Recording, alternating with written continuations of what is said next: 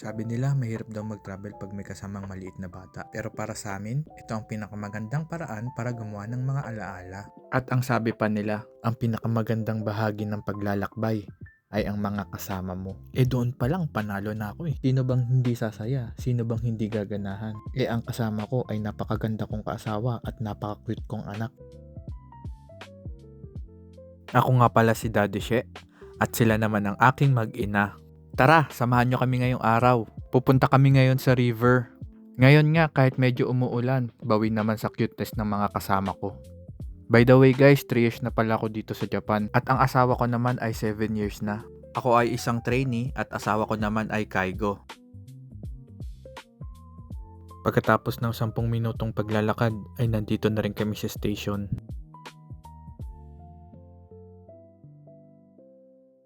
At dito sasakay kami ng tren at bababa ng Shibuya Station.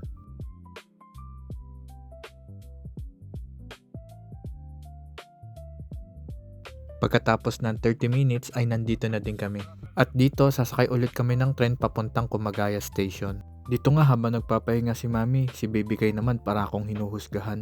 Buti na lang cute si Baby Kai. Isa sa maganda dito sa Japan pag sasakay ka ng tren ay may ganitong view.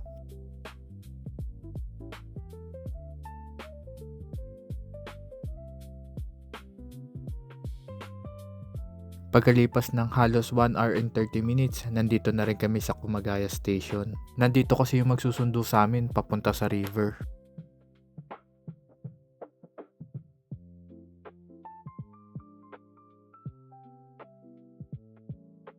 Nandito na nga kami sa kotse at medyo mahaba-haba pa ang biyahe.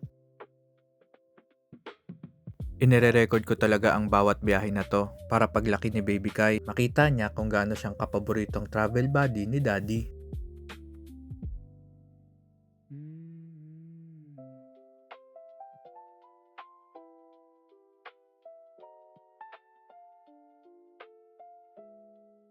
Ganito yung gusto kong pahinga. Walang ingay ng syudad, puro ganda lang ng kalikasan kasama ang pamilya.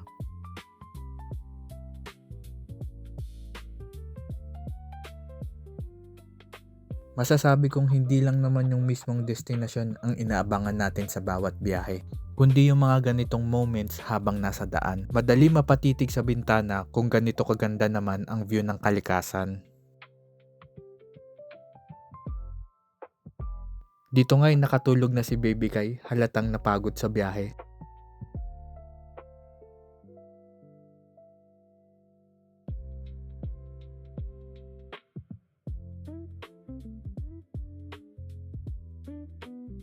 Makalipas nga ng 2 oras, nandito na din kami.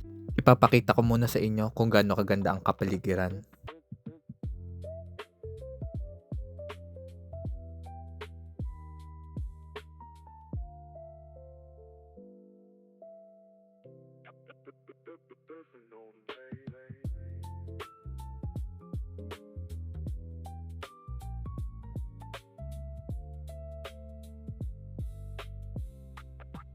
Ito naman yung aming cottage at ipapakita ko naman sa inyo yung loob.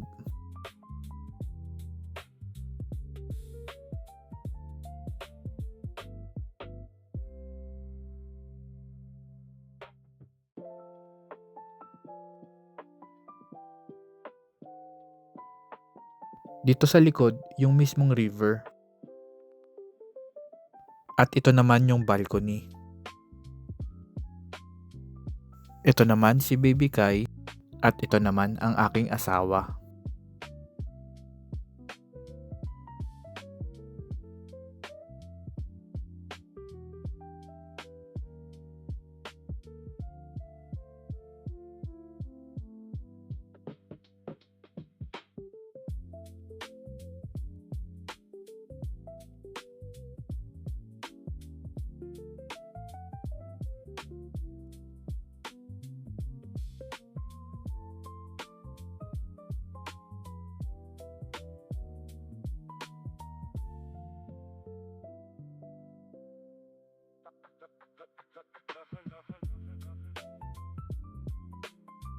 Ito na yung mismong pinaka-kitchen.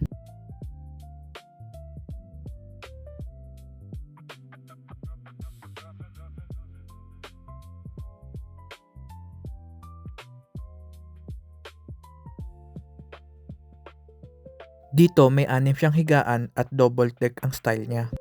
At ang bawat bed ay may kanya-kanyang ilaw.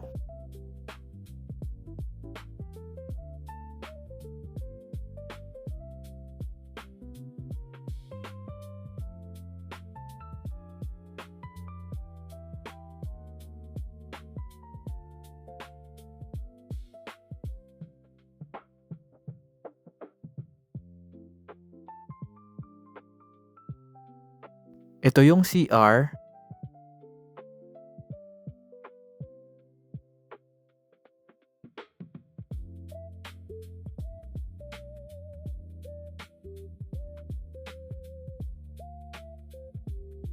Ito yung washroom.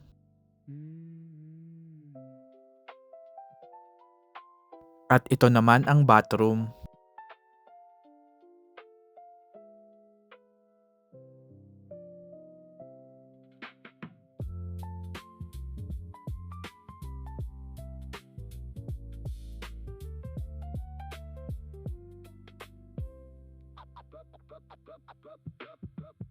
Dito, ipapakita ko sa inyo yung daan papuntang river. Itong tulay na to ay hindi nakakatakot dahil hindi siya madulas at hindi maalog.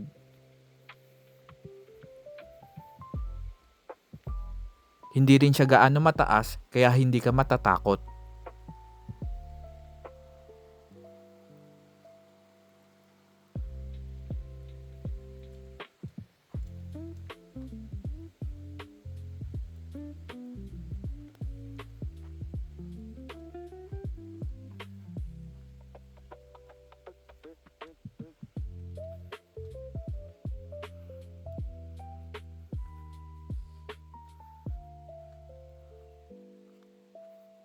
Itong pababang hagdan na to papunta na sa river.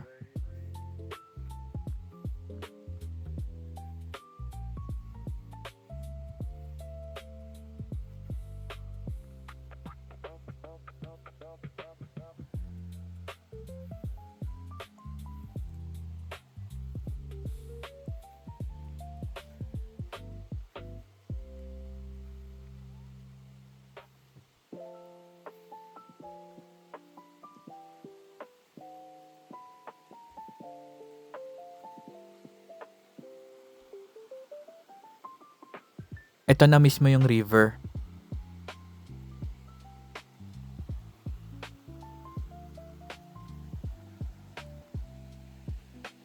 Sa dulo nga nandun yung mag-ina ko. Sa sobrang lamig ng tubig hindi na kami naligo at tumambay na lang kami.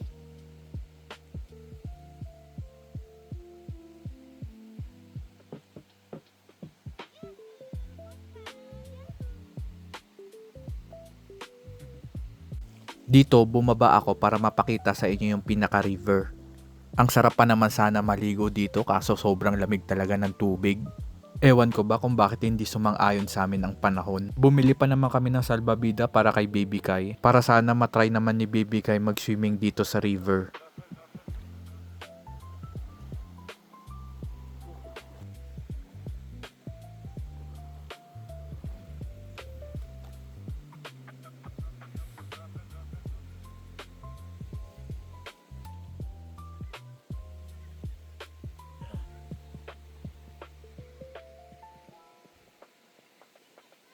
Ito nga ang tatlong to kahit sobrang lamig naligo pa din. Talagang sinulit nila ang rest day.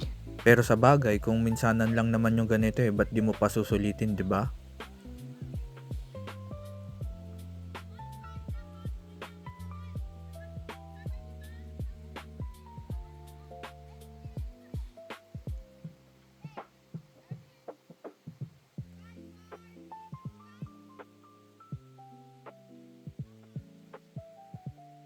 Hindi naman malalim ang river dito guys.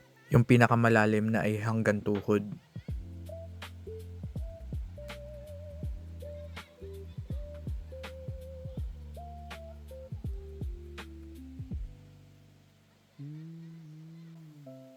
Dito ngayon napag-isipan na namin bumalik na ng cottage. Dahil sa mga oras na to ay magsi 6 PM na. Baka kasi mahamugan pa si Baby Kai.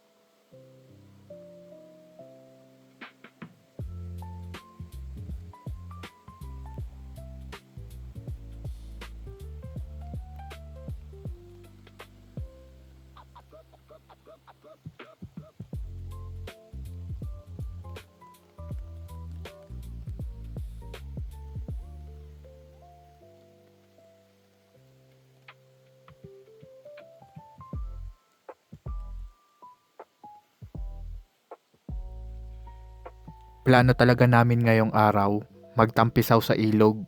Pero sabi nga nila, hindi lahat ng plano natutuloy. Pero okay lang yon, nanatili na lang kaming nakasilong sa payong. Pero alam nyo kung ano yung natutunan ko? Kahit walang swimming, binalot naman kami ng walang kapantay na saya. Ang sarap sa pakiramdam na nakakapagkwentuhan, nagkakaasaran, at nagsasalo-salo ng walang iniisip na iba.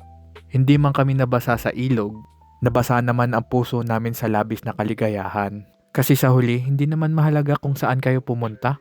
Ang mahalaga kung sino ang kasama mo. Kaya sobrang worth it at enjoyable pa rin. Kasi ang kasama ko, ang mag-ina ko.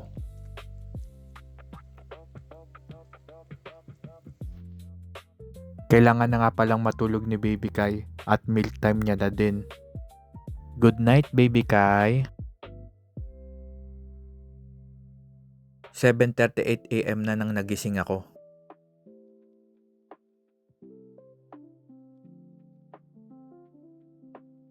At mukhang tumila na ang ulan.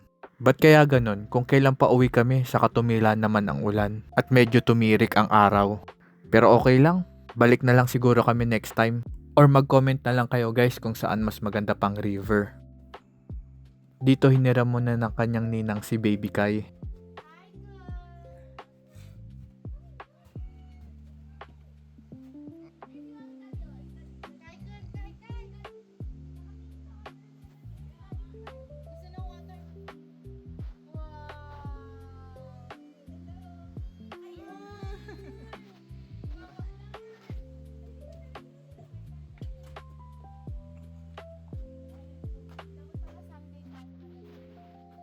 Ang lakas ng agos Rinig mo? Siguro.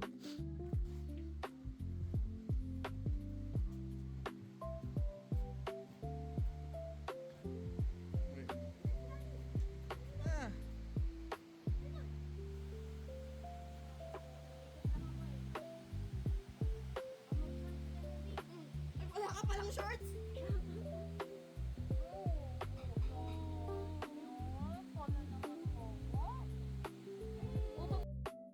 Bago kami umuwi, ipapakita ko sa inyo yung lugar kung saan kami nag-cottage.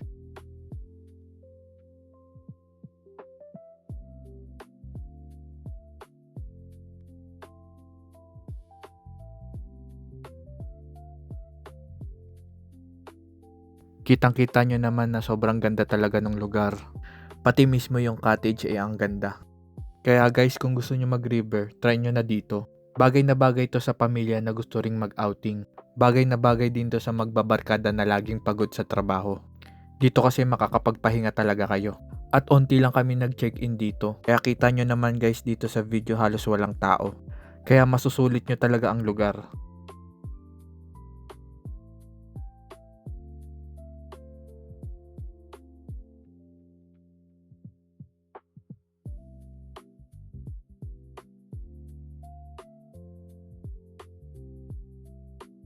Paano guys, hanggang dito na lang muna. Ako nga pala ulit si Daddy She. Paalam!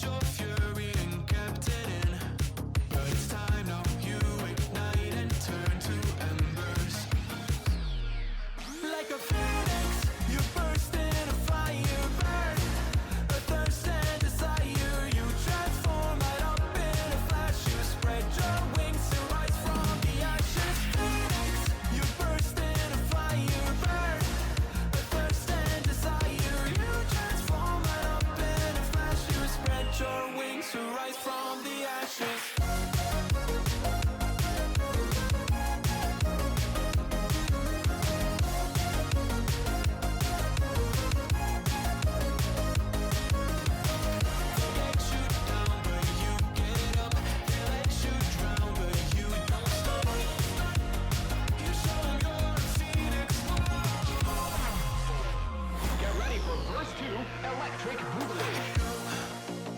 You